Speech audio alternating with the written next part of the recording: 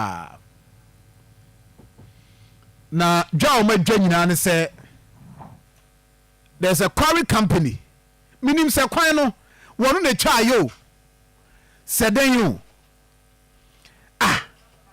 omo say omo wo ho omo say quarry company bia be block kwan say omo ma manfom omo ma mo mfa so na say kwan ne ye die o quarry for ne de so omo say ha adwu wo kroma no mo kompo bia ora o area ho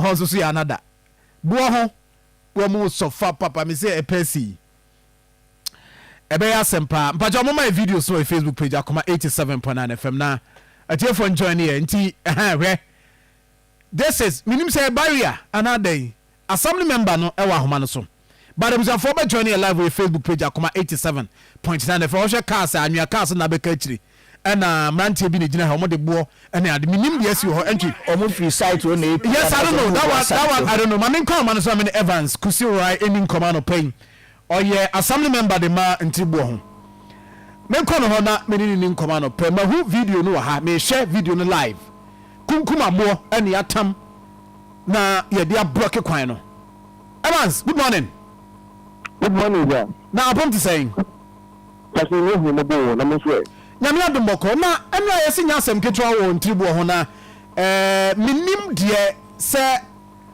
barrier na ewo video yi mu a me hye no ene mranche o mani abre no omo firi hefa ede na si nura ewo o natural area ho amache se mranche we abranche je lokas mudi agura me pam ani so je so bia ntimi nya me hye obia no betima me hye wo hye na video no ho abranche na ni abre pa but ede na si answer na anapeno misia ezekura etufo ono madame manene babiti na ebon ahefo ene komatifo video na nwa mo hu ye no US Empire Buoho na Quarry no about 2009 na start operation na you Quarry a community in community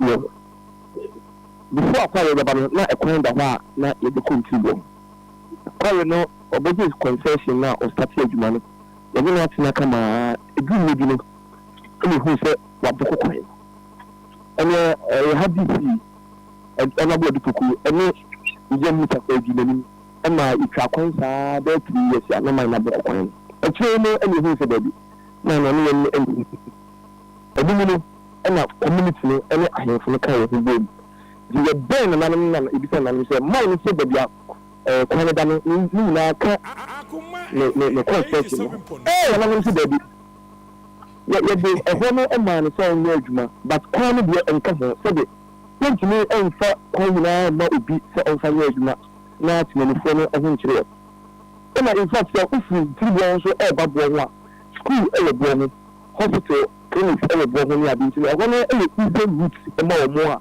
se wa ko from tribunal ko fa asancho ene tata kima no boko kwano in fact that high yamino etwa se Akoma se ya adwuma ekupie district commander ni mo kodie ene echi we tanko office commander ni ena echi no ojitu na oyifu afa edwuma bi na fanga bi ena si no ya makwai na pege ya so ni ya nkomo committee fo ene ya nkomo na opese ene yisia afa ya tuwa ba ye ya pe otu na ba na abapowa na babuko kware eji na no ya siem na no ya to na no ya to ba wie yayi na no so ba ye yayi wose na ba na ba ai aboko kwai ti wa boko kwai dia o so se de tie bi edu so na ko tie bi o fa kwai bi so na o de ba ho sa dia so kwai na ye nam so bi concession na se na nam de ma o no so ababo ko ni e so nya e so bloko no nya oh that's the way you do me I do you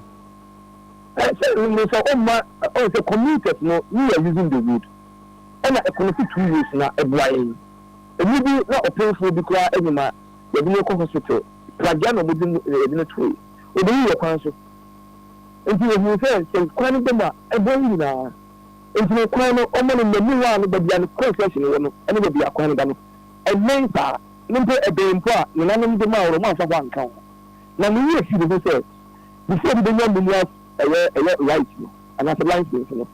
If you're going to Constitution, chapter 21, article 257, all members of Ghana have in the presidency. Now, we're doing trust for the people of Ghana. And our modern license amount, but then it's also surface right here. Which we Juma, it's open and and you know, you're in the community here. We don't have to fight your community. And that's why we're going to be successful. And you know, the national dialogue, the first way to Labua, many to move. When you come to you, now when you come to me, and then you ask us now. No more than one plan, a year of work or blast no more than the other. Because we ever pick and one ever or for concession. You go to the face or any manner, a car or more loss. But then it's all about the word blast now. I was all announcement. I am near the not of you about the football. Yes, sir. Or more you put members of the blasting crime, or more you shoot, to the name you shoot. Or more timelines than the word money you mean, or more to the blasting time. And as a more suffer power, and it's so a woman the whole Ghana. It's a Buddha, a Yakama, a coin, the Dissidaya, a given a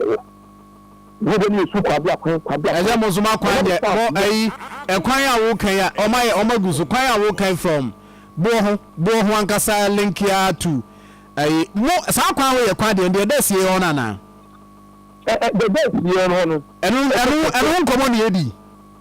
I want to read it. Oh, we have about 3 quarry companies now. Aye. You're more control. And you're a ESM quarry. And I would trap over into the pet, the red cool. If you come out, Nkukua, that is Nkukua, the cat with that quarry companies on every 4. And so, Mukanya,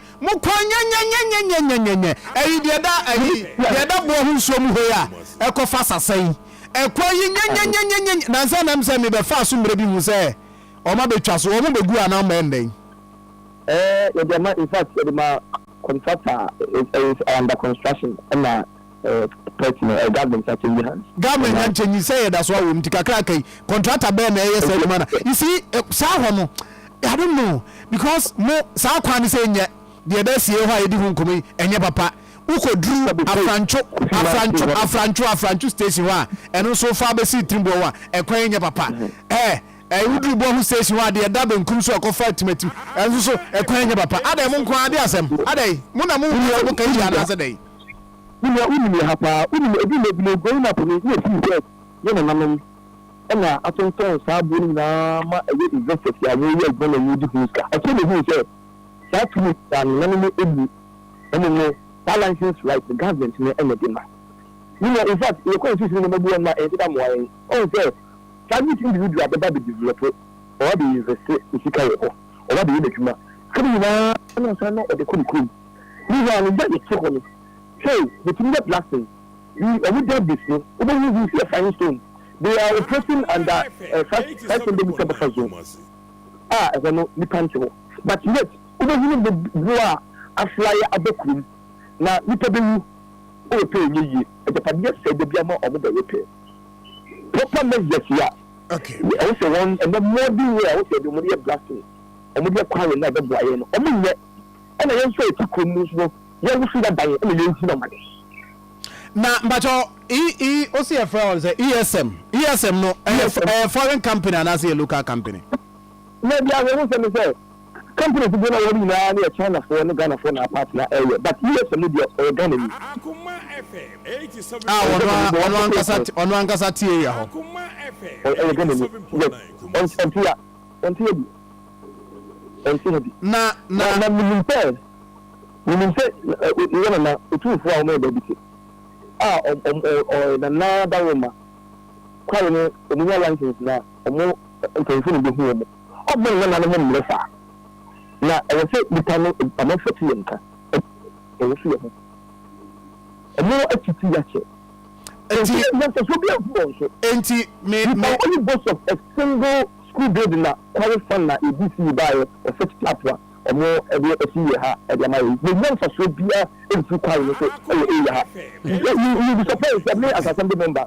When you come to chief for your covered boss with people area, where there is no absorb and your cocoa for what. ọmọ mayẹ ọmọ dada yìí yàyẹ nàìjíríà yà constructive work service bridge area ha yẹ pẹ filling boulders ebebu filling n'ekyi ẹyi n'ekyi ẹni mu n'ekyi na yẹ de light church ẹyi no filling n'afa so no wúnyà yẹ brẹ yẹ yamua wúnyà ni sẹ they are paying into a certain quarry fund so if yamua ọmọ bẹka kyerẹ sẹ you need to resort to the quarry fund so that they will come. And there's a quarry fund mi ka sẹ DC ẹhun buku bi ẹyẹ nkonta. I know issues within my area. Say most American I know issues within my area. And my book we buy Nkontano ebi mu kra ka say Nkontano e ma wo mu a wa kire kire say wo dia nyina no ko area so any ho. Anyway, but let's deal with this matter because ade e ho hia pa. Me pa cho enti as we speak. Mama bom de e na no so abone de enti se see video ba bi e hwe eye ono no de mu anase momo de na moma block no ene ye hwese sie baby a mo de barrier na si no mo block ho ye momo de maye anase ye de quarry owner no ankasa no aye na awoni ina ne kwa ya yo ni awoni ina ne kwa ya na ufikira etesi no ina di ewu Buoho area ba bi friend Madam Monica uko area ha ku bisa odo no Akoma fitu a oni alliance program no no report na o de check restore area o de check area we you maintain there for months and we see in full clear even ka mo ye sa concession na sa man ni we kwa na ka mo ta kwa so a if you be clear ko to yem apart from we kwa no and ka one corporate social responsibility e how once a while na community ni the street life na omo de machine saba na mu video man temu kwa na ye ni we na boy just to appeal to the people who do well any important mo say look at the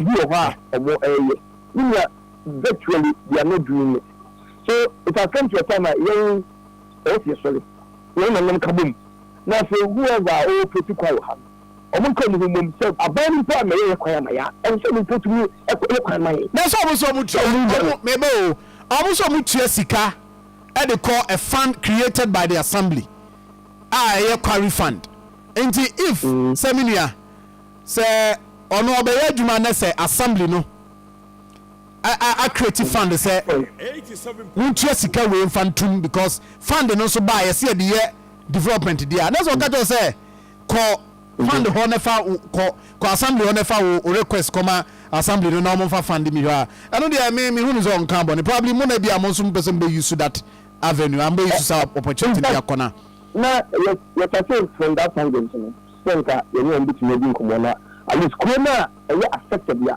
you blasting of the Buoho wala nka e ku no nka omo mo dey say nka let's ombe ma be ebia 1 cubic there 5 cubic omo ma ebia wanga no na ku no any ahefo community from the group I don't know. Come more request from why more from the assembly, and answer more request from the quarry company, no. From the assembly, no. Because fund Sikano Koho, until more request for a percentage of that. You say you dedicate this project. I think that one will be that one will help. It's not because they have cast with that more than 40 years. Na kona yetinu no eni bia won sempe for no boy nkata kona yetinu na agatadia ye na bia tu ebo na the whole Ghana in fact we cannot stop the pushing because doing the out no ye kwan doing the out no ti dai if you are abo and then the judgment is not quite that and then like you say it's quite that kind as well because if you need extra crane can you do cement the quite that no is quite the you work on the economy. So this is the yes, I want to see you now. It's the same to support, but the more you way of the years, any years you can afford, some of the young back class by. No matter if you are coming to them, say, we did not say they would be a boy. No, the number of boy, one of them is every day. No, no, Uncle Bassett, you put the more moon free and crown and the year you know her. Not a little bit of how am I? We want to go for I see. But Jasumame Evans, for Evans, Kusirai, a assembly member, they were Emma in Buoho electoral area. over your Facebook page Akoma 87.9 FM videos are ye videos e free Buoho aba na enra de course wo ho no Quarry company or se kwan no baby ye ne dia ye de kan ho nti wo ya no block ho na manfo ne say wo baby a wo free ba na bedru baby a wo se ho ye odia no ho so ye obi dia nti ene so ho so ya block no ye ma metwam ene wakọ baby a wo pese wo kọ no eno na de mentim ho ase eno sorry ya anope ye ne the assembly member for the area di nkomo ano so I go beyond this discussion e de niam bi ekoso area ho e de abeka ho eno anope mo amutie mo kona mo so imamudue mo amutie mo mpobi mo so due ebi ne ehwe na Evans mayenye sasem we enti no amotime resolve ye ama mama yi mu de ono so yi ni de amakwan ni mu ada ho Akoma FM 87 but ya hanu ye Nkukua Buoho electoral area okay Nkukua Buoho all right Nkukua Buoho me da ase enti okay enu an mpemfo se asema nyina yinka seme lawwa e right ko bi ye no de ye a videos ba hu no e bon twa me wo achiame fo no metu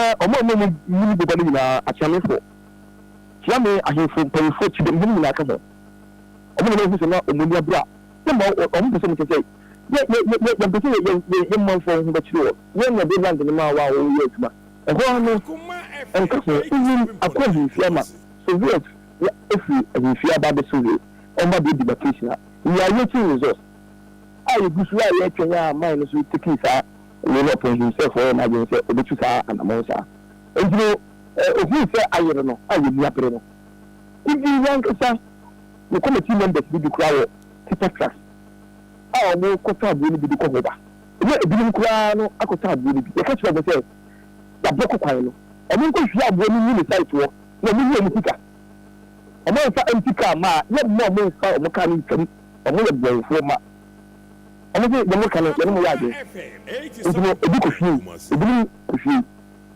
ìjọba ìyẹn náà òfin ṣe mu ayé ṣe ẹnna ẹnu ẹsẹ̀ yẹn ẹni kò sí ayé ẹnna yẹ ṣe bísọ̀ òyì kwan òyì wọlé fún ọ ṣùṣù yíyẹ díẹ̀ tí yẹ kwan ní ìlú bí kàtí ẹni sẹ nkọmọdé ní ní nkọmọtì fún ọ ní kàtí ìbámu kura ẹgbẹ́ láàmú ẹ yẹ nsẹ sábì àmà ẹ̀ ẹni ọ̀nyẹ lẹ́tà nínú ayé na ọ̀nsáyé sẹ ọ̀nsá bíbẹ́ ní ìhó bíi nti no nesi ye mu bisia no pe na na bisia so ma omboko kwa ndi o ma kwa ndem na yesu akoma ana se ho na o claim say any dia no so no e de na no mo ya fa because wadi ka wa kase e ho ye ne dia concession e ka ho bi nti e ho zo de na no mo ye ma na wate ase se e ho nye ne dia because until some be ma na te ase mo hu say mo ye plan ma no ye allocation bibia de man dia then also who baby a ne ono ne Quarry no ne concession ne fa so that on claim say the kwan no ye ne dia nti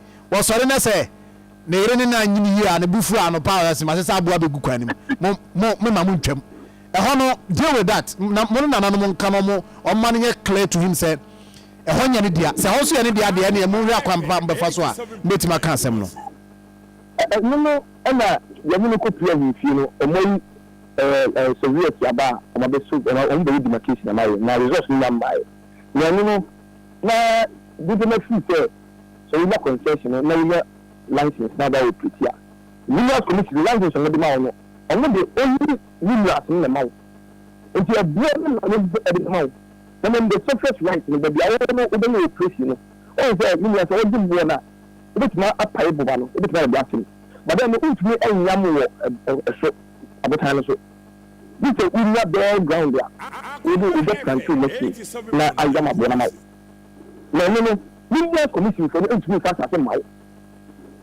the Williams is vested the president but the bare land the bank and the president in India engineer na na dia the man mo mo this as ma wa wo ye gboro o mo na so be ni di na gbo mo mo na gbo na na betina se ka fa fa it is mo na dia ma in 2009 kwa na ndi ma na ewe si no it was 5 years lease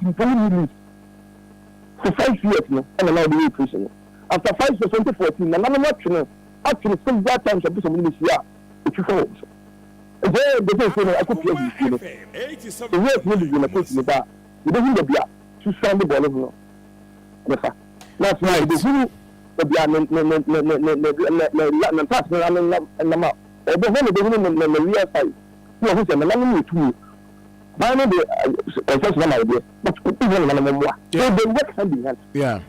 yeah. Minia, me say be invite you studio. Na ye di sound common because me ha me pa say areas ye paya Buoho kroma. Me kan mi obi arkai me ayifo frim. Monwe 87.9. Monwe so sofa same. There's all areas I mean akwan pa say papa bi. I don't mean say bia cars na nam kwan no suru na o mu so mo ye kwan ni a emwa ene so kra kwan se ye ni yie se de pese ye no pa ma cars fa so a nya de se cars no be fa so ase kwan no enti minti ase but maybe mo ya asuma okay I think I'm be a to for you omo buona omo so ya black le mini na e in as much as so you ni pedu ni so ba ko ni di ayin coach omo concession kaka bi on ma e na na me jama wo bi on ma onwa na pay ni mi ntini say bi on ma e ni permit ko so na e no ko but then no the bi omo so ko bi ni wo preach no na make say e be no enka type of a modern way a blasting. A million and command that you need to Canada. I was in a media band. India. My coach of that time, my coach company, we were all grounds war, no more blasting. The man will just be shaking, Kakrebi, and free in that. But when you know the blasting now, I mean, you feel a hope. He said, when you're for the blasting. A very good feel not to put them tap before the first so. I'm not a black man. This way, I'm not sure as because I need to other time like into I do. I'm meeting the pump and we are following the craft for SCC and get on the clock. I love for no be a black thing. So we are Johnny, I just yes, you. The one who works with you other a very different baby. My black thing, a year walk back. We are 3 hours when you're black thing. But can you make me? The only way we are electrical one because we are boss with now you're blame. You can also have a swimming pool. Now, you say you're born. We know you need to do. Now, if you may be no more black to be my phone echo, also, and my channel from Wegani. Now, I hear this, you know. Right. Minia, Yabekasa, why? Mamina say. Thank you very much. I'm for assembly member at the Nkukua Buoho. Nkukua Buoho no. A friend of Evans. Kusi. Right. I have fun. Me have fun. If you are going south. Hey, Papa. Do not know Kumasi.